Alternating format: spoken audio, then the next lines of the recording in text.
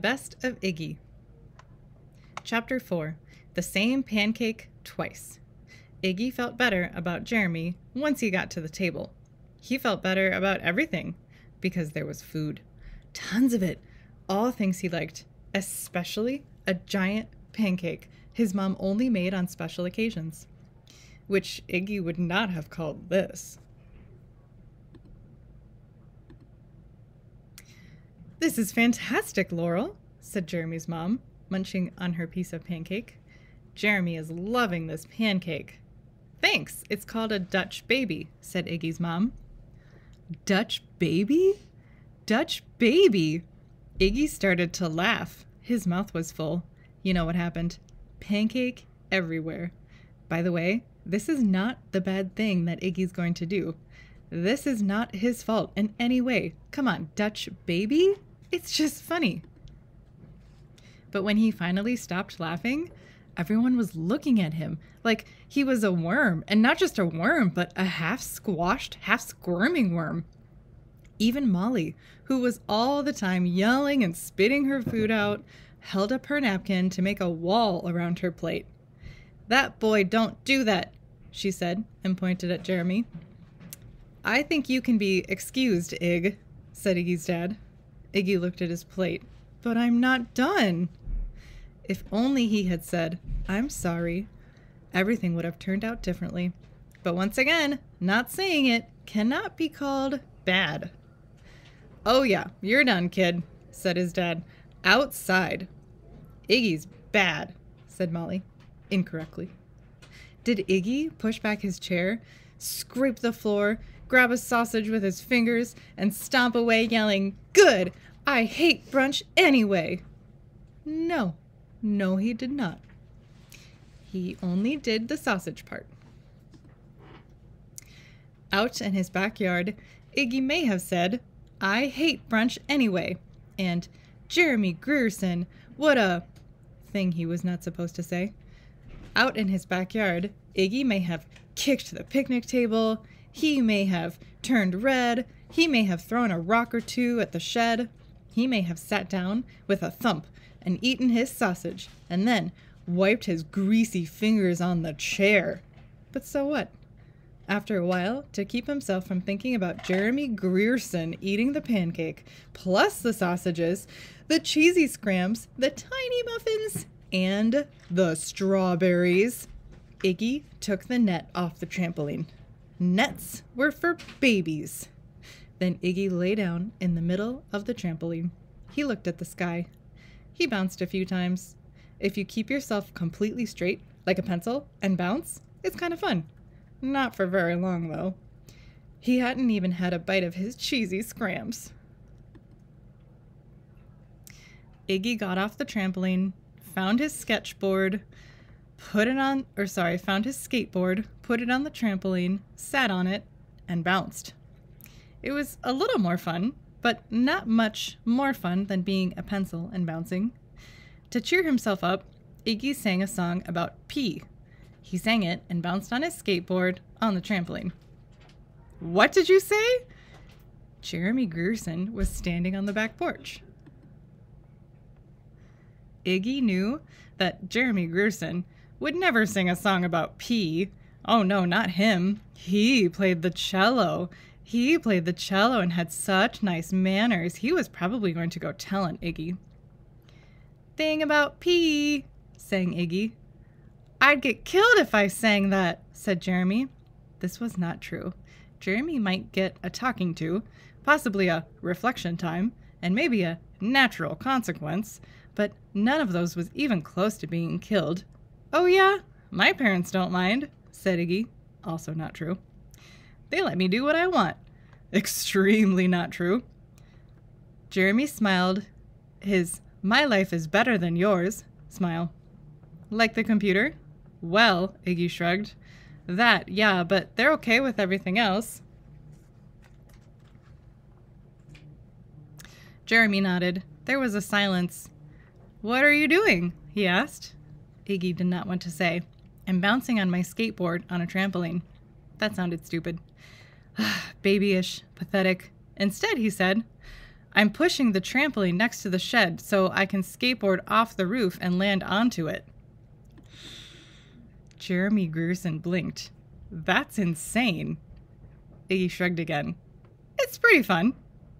Let's see you do it, said Jeremy. What he meant was this. I don't believe you. Iggy shrugged a third time. Okay. Chapter 5. A short chapter about a short building. This won't take long. I just need to say that the shed was short. Not nearly as tall as a house. The highest part of the roof was about 11 feet off the ground.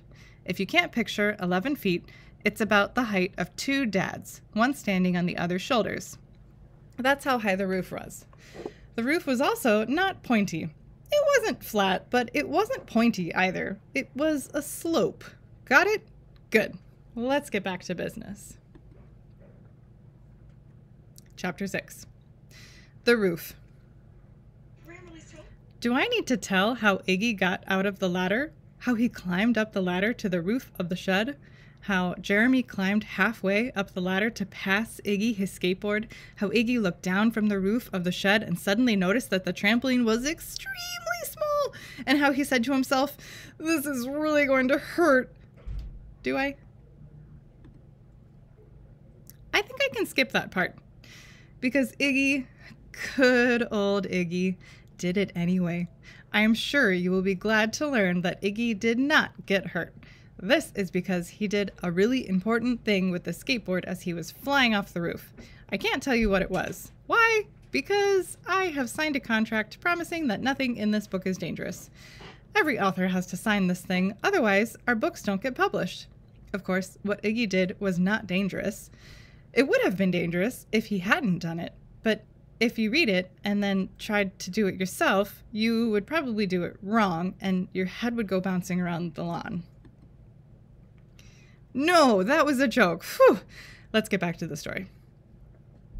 Iggy lay on his back on the trampoline, happy to be alive. Jeremy, who was still halfway up the ladder, was looking down at him with his mouth hanging open. I can't believe you did that. It was great, said Iggy. This was true, although the greatest part was still being alive. He looked at Jeremy's mouth hanging open face and added, I do it all the time. This was the first actual bad thing Iggy did. First, he was telling a lie, since he had never done it before and hoped never to do it again. Lying isn't good, but lying wasn't the very bad part. The very bad part was that Iggy said it to make himself seem cool and Jeremy seem not cool. This was not only bad, but also mean. Plus, it caused something else to happen. Let me try it, said Jeremy. This was not what Iggy intended. Iggy intended to make Jeremy feel bad, that he wasn't as brave as Iggy. It was a mean intention, but it wasn't a dangerous, head-bouncing around the lawn intention. Jeremy skateboarding off the roof onto, if he were lucky, the trampoline? Yow! He'd never make it. He'd break his bones. He'd never play the cello again. And it would be all Iggy's fault. Nah, better not, said Iggy. You have that recital. To Iggy's surprise, Jeremy's face got stubborn looking. I don't care. I want to. Iggy thought fast. You can't do it. You've got to practice. Try jumping off the ladder first. Jeremy's face was still stubborn. But try it, Iggy said. So Jeremy did. Some people might say, oh, that Iggy is a terrible boy. He told Jeremy to jump off a ladder onto a trampoline. But those people would be wrong.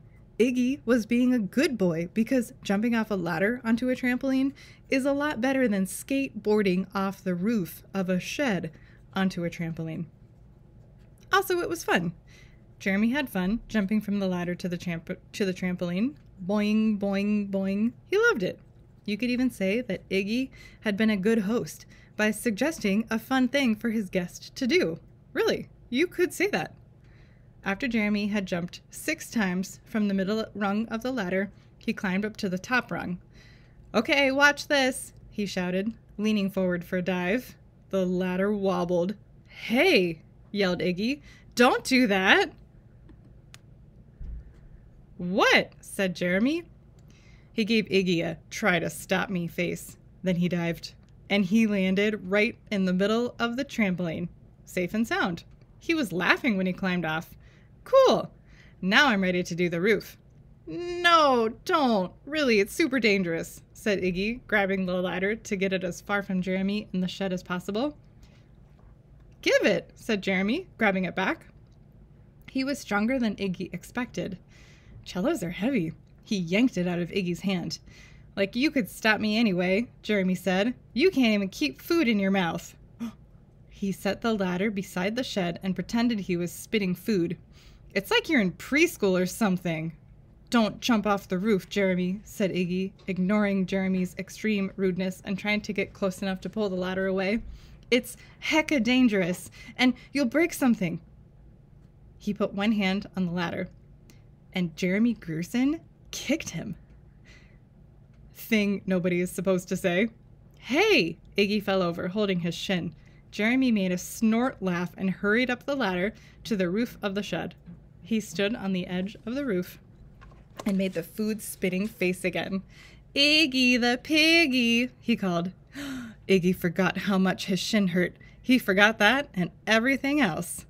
Is that your real name, Iggy the piggy? Iggy was on his feet. Think you can stop me? Jeremy gave a giant pig snort. Iggy was tearing up the ladder. Dream on, Iggy Piggy. Iggy was screeching, You're dead, Jeremy Grierson! And at this moment, all three parents came outside to see what the boys were doing.